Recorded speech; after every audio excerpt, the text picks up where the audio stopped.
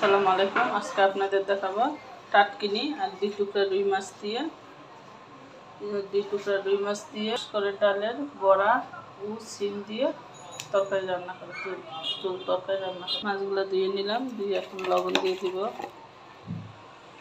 হলুদের ফাঁকি দিয়ে দিব পরিমাণ মতো, মরিচের ফাঁকি দিয়ে দিব পরিমাণ মতো,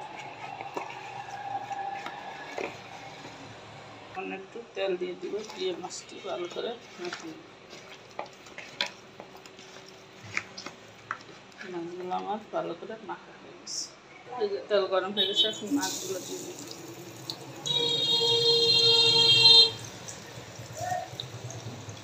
আমাদের বাসাটা রাস্তার পাশে, তো তাই অনেক শব্দ হয়। মাছগুলো উঠে দিব।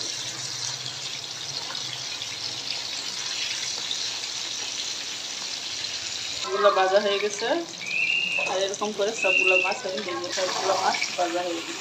ডালের বড়াগুলো ভেজে দিব। তেলের ভিতরে একটু হলুদ দিয়ে দিব, সরিষা ফাঁকি দিয়ে দিব তেলটায়, একটু ধনিয়া ফাঁকি দিয়ে দিব, আর একটু লবণ দিয়ে দিব তেলটা। ডালের বড়াগুলো ভাজবো। ডালের বড়াগুলো আমি চুলার আঁচটা কমিয়ে আস্তে আস্তে ভেজে নেব। বড়িগুলা একবারে লাল লাল করে ভাজতে হবে, আরও ভাজতে হবে। নাড়াচাড়া দিয়ে যে বড়িগুলো আমার ভাজা হয়ে গেছে নামিয়ে নিব। সিমগুলো ভেজে দিব, একটু লবণ হলুদ মরিচ দিয়ে দিব, দিয়ে নাড়াচাড়া দিয়ে সিমগুলোরে নাড়াচাড়া দিয়ে দিব, দিয়ে টাকা তুলে দিব।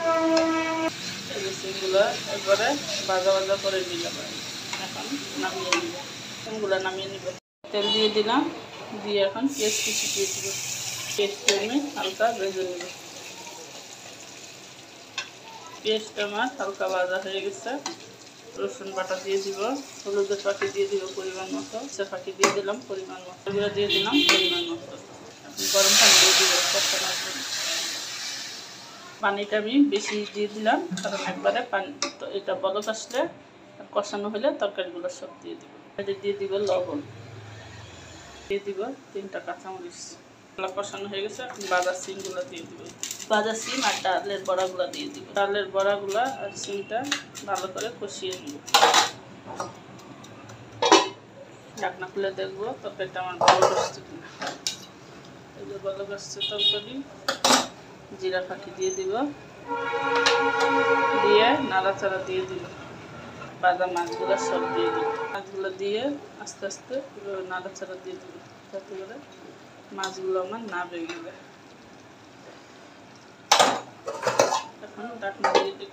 ঢাকনা খুলে দেখবো আমার তরকারি হয়েছে। আমার তরকারি হয়ে গেছে। অবশ্যই সবাই কমেন্টস করে জানাবেন কেমন দেখতে হয়েছে আমার তরকারি রান্না করে।